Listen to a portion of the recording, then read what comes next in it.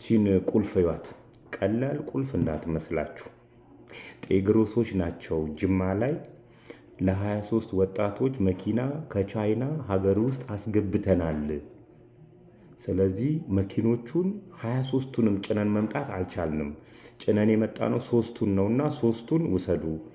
ሀያዎቻችሁ ደግሞ እንድንተማመን እችን ቁልፍ ያዙና ያሉበት ድረስ አዲስ አበባ በተለያዩ ቦታዎች ላይ ቆመዋል። ትወስዳላችሁ፣ መታችሁ ትወስዳላችሁ።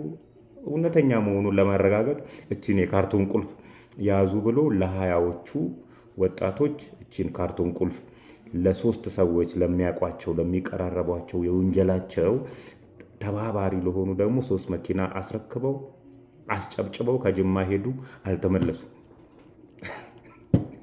እንዲህ ነው እየበሉን ያሉት። በዚህ ውስጥ የሚያሳዝናችሁ ነገር በዚህ ውስጥ የኦሮሚያ ወጣቶችና ስፖርት ቢሮ ዳይሬክት ተሳትፏል። ዳይሬክት ነው የተሳተፉ።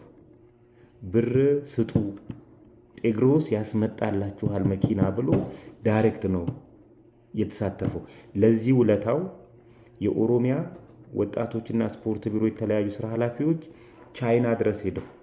ቻይና ድረስ ሄደው መኪና አይተናል ብለው መስክረዋል። ፊንቴክ ጅቡቲ ሄደው መኪና አይተናል ብለው እንደመሰከሩት ሁሉ የኦሮሚያ ስፖርትና ወጣቶችና ስፖርት ቢሮ አይተናል። እስቲ ምን አገባው? የስራ ኃላፊነቱ የወጣቶችን የስራ አጥነት ችግር መቅረፍ ያለበት ይሄ ቢሮ ነው ወይ?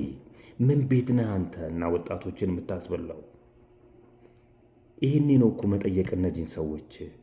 ወጣቶች የተለያዩ ገና የጀማመሩ ግማሹ ባጃጁን ሸጦ ከፍ አድርጌ እሰራለሁ ብሎ፣ ግማሹ የአባቱን መሬት ሸጦ ነው ለዚህ ድርጅት እንግዲህ እየሰጡት።